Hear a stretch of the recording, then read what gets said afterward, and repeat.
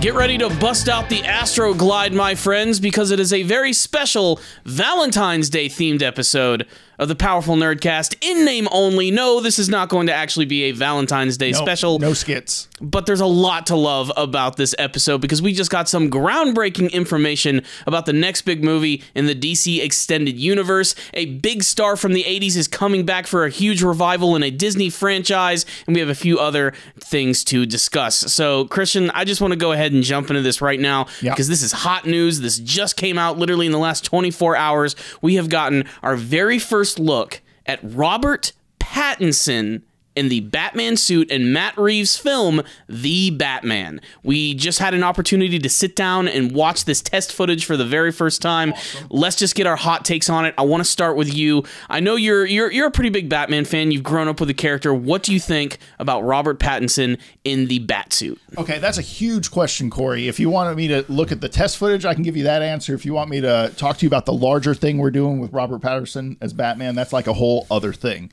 But I would say it's like Robert Pattinson as Batman, I don't mind it. Like, at first I thought, okay, this is going to take a while to get over it, but I think he hates Twilight maybe more than me. So, you know, that's something to consider. Like, he's on your team.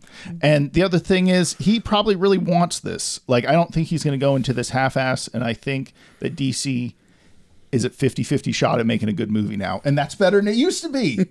So, you know, they could launch this right. And getting onto the topic of the actual suit, I think it's like a techie sort of battle armor suit, and I like that. That is kind of more the way I like Batman. I don't like Batman as a mystical, magical being. I like him more like as a billionaire with a badass battle suit of armor with all these like gadgets. You know, like that's the Batman I like. You like Iron Man? I like Iron Man black. Batman. Yeah, in black. And yeah, he can scare you too. He goes, boo, and then missiles come out. You know, like that's the way I want it. So I'm excited about the new Batsuit, and I think you can tell it's him, though, and they didn't try to hide that, and I appreciate that. They're kind of committing to Robert Pattinson's lower jaw being his... You know, that's kind of the defining feature of every person who plays Batman. It's all about the jawline. That's really what sort of ends up defining that character at the end of the day. Yeah. And wow, like what a complete opposite direction they went in with the last iteration of Batman, which was Ben Affleck, who was just absolutely swole as fuck. And had good moments. Yeah. You know, I'm sad to see him go. I wish he could have got a movie, but I'm glad it's not happening. You wanted it to happen, but you're glad it's not now they're happening. moving on. It's like, okay, good. Let's keep it going. If you're not going to do it, like, get it out of the way. You know? All right, so overall, like, you know, in comparison to the previous Batsuits, you like this one. It's a little more tech-inspired. I would say it definitely took a lot of inspiration from the Arkham video games. Is kind of what it actually reminds me of, especially the actual bat symbol, which a lot of people online have been theorizing is actually a batarang or two separate knives that he can actually pull out of his chest and use as a weapon. Well, that's kind of cool. It is kind of cool. We're very undefined what this Batman is. This Batman might be the sneak up on you and stab you a bunch Batman. Like, what kind of Batman is this? Is this like the guy that shoots the gun with the rope on it? What do you call that one? I forgot that. You know, like how he pulls himself up on ledges. I mean, that's a lot of different classic Batmans, yeah. Anyway, you know, like he'll just shoot a rope or something. Like he's not, you get where I'm going with that? Basically, yeah. And that's the thing. There have been so many versions of Batman at this point that I can't find myself actually being disappointed or angry at the look of this character. I mean, even when you look at the Batman comics, traditionally the character has gone through a lot of different changes and looks, whether he's simply wearing just cloth or he's wearing armor or the actual Batsuit itself is segmented into different pieces. I'm okay with this look of Batman. Yep. I think one of the funniest criticisms that I've read over the last 24 hours is that a lot of people have said that he looks a lot like the Netflix Daredevil. Okay, I get that, but I don't think that's such a bad thing. No, I don't think it is either, and a lot of that has to do with the lighting that they use. This is test footage, by the way. This is not like an official trailer. Yeah, he got out of makeup, and they put him in a room with a hard red light and smoke, and they said, let's film some cool shit. Yeah, and they're like, just, all right, Robert, just walk forward a little bit, you know, kind of look menacing, and then slowly raise your head and look up at the camera. And, you know, other little things about it, like, we don't even really get, like, a full view of Batman. We don't see his ears. Are they going to be short? Are they going to be small? We don't get a very good look at his... They knew knew what they were doing. Yeah. Yeah, like they didn't want to show everything yet. No, I think this is actually really smart in what they're doing because now they can make adjustments if need be. Of course, they are currently filming the movie, and a lot of people are also like, well, maybe this is the first version of the Batsuit that we're actually going to be seeing in the movie, and as the film goes on, maybe it will evolve. Wouldn't be the first time that we've seen something like that in a Batman movie. No, I mean, that's for sure. Just like, again, like Iron Man, they go through suits. Exactly. That's just part of it. That's just the way it's going to be. Another common criticism, of course, and we did just bring this up, is the fact that, he looks a little slim. And again, I'm okay with this. There's a lot of ninja-y. Yeah. This way. In a way, appropriate, though, for the character. Yeah, yeah. I mean, again, they're not making Robert Pattinson turn into The Rock. They're like, no. We can't expect you to put on 40 pounds of muscle and like he's sort of a lanky, thin dude. I think they're committing to his jawline, they're committing to his body type, and I find that very interesting. And it's definitely going to turn some people off. I mean, hell, when people saw Ben Affleck in the Batsuit for the first time, they thought he was way too big and bulky. I think he's the ultimate Arkham game Batman. Brought to real life. This one right here, the Robert Pattinson version? No, the Ben Affleck one. Really? Yeah. Well, I think maybe in terms of like fighting style, most definitely. Yeah. I mean, I didn't like Batman versus Superman, but my favorite scene from the movie was when he was beating up those thugs in the warehouse because it reminded me of playing the Arkham games, fighting like 10 dudes at once and using all of his gadgets to take them down. Yeah. I'm really interested to see what Matt Reeves is going to do when it comes to defining how that character is going to move and fight. Do you know anything about Matt Reeves' work? I'm sure if you told me, I'd know it. Okay. Well, he's made a few big movies. He was the director of Cloverfield. Okay. So he's done found footage stuff. And most recently, he's found a lot of success by doing the reboots of the Planet of the Apes series, such as Dawn of the Planet of the Apes and War for the Planet of the Apes. Oh, wow. And those were pretty special effects. Exactly. And those movies, I think they made a pretty big splash. They made money. I know that. There's a reason they made sequels and everything. And I think they're very technically good. So that definitely gives me a lot of hope for what he can do for this franchise because this is going to be a big Batman movie. It's not just, another reboot for Batman, but they're also kind of going all in.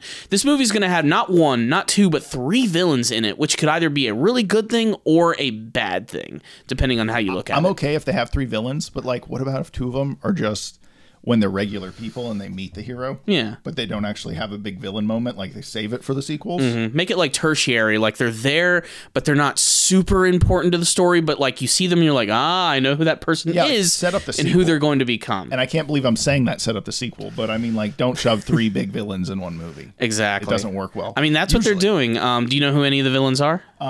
Scarecrow. Not at all. The chick everyone's in love with, Birds of Prey chick. No, Harley Quinn. Okay. Which Croc. is also interesting. No Croc. It's interesting too because this movie supposedly is set within the DC extended universe, just apparently at an earlier time, or maybe it might even be something alternate because I cannot see Robert Pattinson turning into Ben Affleck at some point. That's what he matures into. Yeah, I mean that's a lot of lifting. That's a lot of pulling and lifting tires in the Batcave. Which is, this guy has all this technology. He's pulling our fucking tires. But no, the villains, yeah, I know, it's ridiculous. That scene I could not take seriously in Batman. I was like laughing at it. I'm like, it would only be cooler if you saw Batman running up a treadmill that was slowly raising up. Yeah. He ran as fast as he could with 80s music. Yeah, that's what I was thinking too. Like they could have done like an 80s montage style, like him running up a mountain and screaming, Drago! Like that would have been fucking awesome. But no, villains in this movie. Superman! Exactly. There we go. That's perfect. So the villains in this movie, we're going to have Catwoman is one of them. Okay. Played by Zoe Kravitz, who the only reason I know who she is because she is the daughter of Lenny Kravitz. Yeah. And Lisa Bonet, who is one of the characters in The Cosby Show. That's all we're going to say about that. So we have a brand new Catwoman, which is finally awesome. We also have the Riddler, who's being played by an actor named Paul Dano. And he's the type of actor that I see him and I know who he is. We need a laptop here while we're doing this. Yeah, I know. I can never remember, though, I don't know what else he has been in. That also brings up a good point that we're doing this podcast super bare bones right now, and we want to like get lighting and get a laptop. We need a Jamie up in here. We need a Jamie. Jamie, pull that shit up. Yeah, we don't have a Jamie. No. So we have Paul Dano, who is going to be the Riddler, but probably the biggest actor who's going to be playing a villain here is none other than Colin Farrell. Yeah. Who is actually going to be playing Oswald Cobblepot, otherwise known as the waddling penguin himself. And that's an interesting choice because Colin Farrell is in great shape. He's always been in great shape, and he's going to be playing what is traditionally a very large and rotund Dr. Eggman-esque looking character. Yeah. So that's going to be kind of interesting. Although shows like Gotham have already shown us that you don't necessarily have to have someone big and chunky to play the penguin. But still, we have those three major villains here. And I like what you said earlier about maybe some of them won't be as possibly big. Like, you know, we might not see the Riddler doing what he does, which is creating all these crazy plots, using riddles to mess with Batman. They might just sort of slowly be introducing that character. Or like he gets fucked over by the end of the movie and he's pissed. Exactly. And that's as far as it goes with them, setting it up. The Penguin could very well just sort of be in the background. This could be about his origins, about becoming like a big mob boss in Gotham City. The whole movie could just be about Batman and Catwoman for all we know. They could Lolita Battle Angel it. You know, or whatever it was. Exactly. End the movie with a big cliffhanger and building up to the big sequel. Yeah. Which I thought was kind of a middle finger, to be perfectly honest. But that's how it ends. I know. It's the source material ending. I know. Will they make a sequel? I don't know. But I hate... There are times when I really, you know... This is having your cake and eating it too, Corey. They follow the source and you're pissed, and they don't follow the source and you're pissed. It's just... You know, a lot of the times when these movies do these endings where they sort of, you know, tell you that there's going to be a sequel and it never happens... That pisses me off. If there's never a sequel to I Lead a Battle Angel, I'm going to be like, what the fuck? I wanted to see this chick with gigantic eyes fight against Edward Norton. Yeah, like, when's that happening? Like, exactly. Like, I wanted to see that happen. And I almost felt like the movie, I'm like, it's not going to end right now, is it? It's not going to, oh, it's over. Okay, well, God, I hope there's going to be a sequel. The fact that this is Batman, though, leads me to believe it's probably going to be pretty freaking successful. I mean, of all the DC characters, Batman is, without a shadow of a doubt, the most popular and the most profitable. Probably. Yeah. But we'll see if they execute it right. Exactly. I mean, next to him is probably Superman. Everybody loves Superman. He's classic and everything. But, I mean, it's I hope Henry Cavill comes back and they give him a good movie. Like, I will be honest. The Superman had so much potential, but they never really did much with it. And then their mishandling of the digital face touch-ups really set it back. And now his Witcher Mustache Gate? Yeah, Mustache Gate or Fake Lip Gate, you know, Instagram reality or whatever you want to call it. And yeah, like I just felt like he had a bunch of potential and they just fucked it up. And maybe they'll release that other cut that they originally filmed. I think little by little, though, the DC Extended Universe is correcting a lot of their mistakes by making standalone movies. Instead of immediately trying to do what Marvel was doing over the course of 10 years, they're like, we need to do these collab movies now. Like, they immediately jumped into Batman versus Superman and did Justice League. Wonder Woman and Batman were together in, like, before you knew it. I know. And there was never an establishing moment for those characters, which I really think is firmly important. You know, sometimes it works. Like, you look at the Marvel movies. Black Panther was introduced in Civil War, and it worked really well. He didn't have a big role, though. No, not really. He was just, he got to be included in all the pivotal moments, but his actions didn't define the direction of the story. He just got to participate, you know? It's just weird how Black Panther worked really well in Civil War, but Wonder Woman did not work well in Batman versus Superman. I don't know. You know what I mean? Didn't the Wonder Woman movie come out after? You did. That was the again, problem. It's the same thing. Like Black Panther worked, but the Wonder Woman thing didn't work. But when Wonder Woman had her own movie, it was fantastic. It's one of the best ones. It's one of the best DC movies. Yeah. Same thing for Aquaman. It was just a fun, ridiculous movie. Sucks for Amber Heard now, as we discussed in the last podcast, with things that are going on with her. Maybe she will not be returning. Some of those audio clips. Whew, man, I saw the internet brewing over that one. Twitter was an absolute cesspool with it. But that's, again, you guys want to check that out, check out the last episode. But then, of course, you have, you had Aquaman, you had Wonder Woman, you have this brand new Batman movie that's coming out. You have Birds of Prey, which just came out, which is not exactly doing all that great. So it kind of tanked on its first weekend, and I get to go see that this weekend, so that'll be interesting. Well, it's not that it's bad, it's just no one saw it. Maybe that's because it's bad. I don't know. There's a lot of reasons for why Birds of Prey maybe didn't work, especially with all the other movies coming out. Hell, this weekend, the biggest movie, hilariously enough, is probably going to be Sonic the freaking Hedgehog. It deserves one weekend. Give it one weekend. The internet beat the ass of that movie so hard. It deserves But all the more reason why I think that movie, like, everybody bitched about Sonic. And you know, rightfully so, I say. That movie's good, though. Yeah. And the reviews are out, and everybody's kind of like, it's pretty good. It's not as bad as you think it is actually going to be. And everybody's praising Jim Carrey in it. They're like, Jim Carrey's back, and it's like classic Jim Carrey. They're like, it's basically evil Ace Ventura as Dr. Eggman. Seriously, every review I've read has said the same exact thing. Okay. So if you liked 90s Jim Carrey, this is sort of like the perfect revival of that, except that now he's fighting against a classic 90s video game character. Well, there we go. So, that doesn't sound that bad. Pitch me that movie. Yeah. You know, I'm in now. As someone who's a pretty decent fan of Sonic the Hedgehog, a part of me really wants to see that movie in theaters. I don't know why. Well, actually, no, I do know why. The reason is because I feel I need to support it, because I am one of those people who's very vocal about how shitty Sonic looked initially when they showed off that trailer. And I was one of the people who was just like, you guys are fucking this up. You're destroying this. And then a studio did something that they never do. They listened to the fans, they fixed the problem, and not only did they fix it, but they did a really great job at it. Sonic looks great in that movie. He's instantly recognizable, looks just like the classic version of the character, or at least the somewhat modern classic version of the character. One version of the character. Exactly. They lost money to make this work and to make the fans happy. So I feel like as someone who is a fan of that franchise, I should support it in some way, because I'm the reason they did that. And for me to not go see it, it's just, I don't know. It feels like my bitching was in vain. If I do something like that, I don't know. So, you know, my theory on that is, or not my theory, my thing is like, if you didn't like it and you love the way it looks before, you owe it to yourself to at least thank them by buying a ticket and going to see it.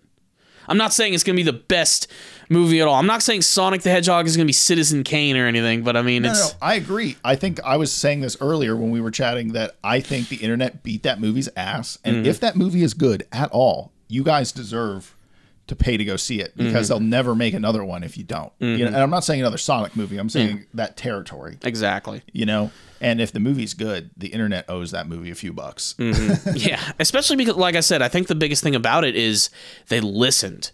They didn't just, nope, we're putting our foot in the ground. This is our creative decision. This is the way it's going to be. Sorry, guys, deal with it. No, they really took that criticism seriously, because it was so just blatantly negative. I mean, there was not one person who liked the way that character looked, and they really let them know that. And they lost money because of this. Can you imagine the graphic artists the day after that trailer came out, and they're just like, oh, God, no. And knowing that they're going to have to be busting their asses for the next couple of months to make this shit work. I bet they got paid, though. I'm sure they got paid, but man, they were worked to the freaking bone to pull that off. Because I know that, I know from personal experience. Ferraris. They're like, anyway, I really don't think graphic artists get paid as much as you think they do. I know that actually. I've heard that many times. You know, they're making livable money, but you know, compared to the actors and everyone else, they are busting their asses like crazy. And as someone who works in the video industry, graphics work is not easy. And on a character like that, I don't even want to imagine the absolute hell it takes to animate that. Imagine like they sign no limit revision contracts. Exactly. There is no revision. There's no like 3 revisions. Do you like it now? All right, we're done. No, make it till it looks good. That's the way it's going to be. And halfway through, if I change it all, too bad. Oh, and by the way, all the merchandise that we had made with the original design, it's all got to go. It's all scrapped. It has to be redone super freaking fast. Make it happen for the Sonic fans. So, you know, I think it's a good decision. You know, like I said, a part of me really wants to go see Sonic, but this weekend I'm seeing Birds of Prey. Oh, well, so, you know, maybe I'll go see it instead. You know, I'm not a true Sonic fan. Actually, I don't want to meet Sonic fans in real life, so I think I'm not going. You've met them before. You know what they can be like. Go to an anime convention and meet a Sonic fan, and you'll learn a little bit more about the world. You'll see one more type of person. Every time you meet a Sonic fan, you're flipping a coin. Is this guy crazy as shit? Creepy as shit? Like, it's... Okay, Corey, you're going deep. You're going hard on the internet. I am going hard. But, you know, making fun of Sonic fans, that's low-hanging fruit. That's that's level 1, level 2. Exactly. So, we're in agreement. Batman, going back to Batman for a second, we're pretty happy with the way things look. Yeah. I mean, techno, armor, looking like kind of modern suit. I like it. I like the cape. I like how it's like it almost looks kind of like a little collar that he's wearing. I didn't even realize there was a cape. I need to rewatch the footage. Yeah, more times. I mean, it's. I was lucky enough. Literally, it was the last thing I saw before I went to bed last night. I watched it like 5 times in a row because I love analyzing that stuff and looking at it. That shot that also looks like it was a robot cam shot because the way the camera floats around him. Like maybe they had him walk up and then they like programmed that move to land on his face. Like it was a real cool seamless shot. Like it might be a guy on a Steadicam, or I think it's a robot camera. Yeah. Because it's just like a studio. They blacked out and then put a bunch of smoke in, and then they said walk up towards this robot camera. And I mean, that's just test footage, and that's going to get people pumped, man. Yeah. That's going to get them super excited. So, it's going to look good. Batman, the Batman, as it's going to be called, looks like it's going to be a pretty exciting movie.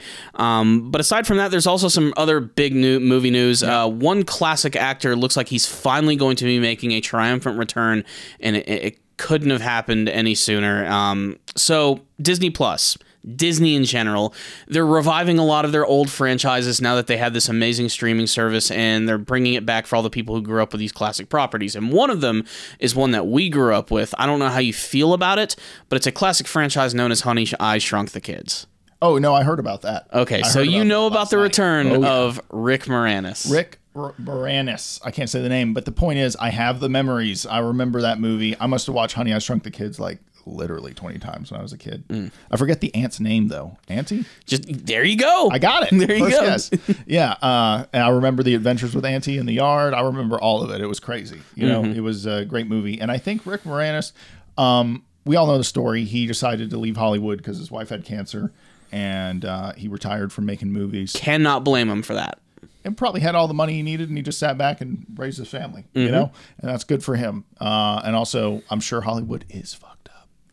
Oh, I can only imagine. And from what a normal place. Exactly. And from what I've heard about Rick Moranis, he's just a stand-up guy. I hear he's like one of the nicest people in the world. And like you said, Hollywood's kind of fucked up. And I'm sure after the death of his wife, he doesn't want to deal with any of that shit anymore. He wanted to focus on his family.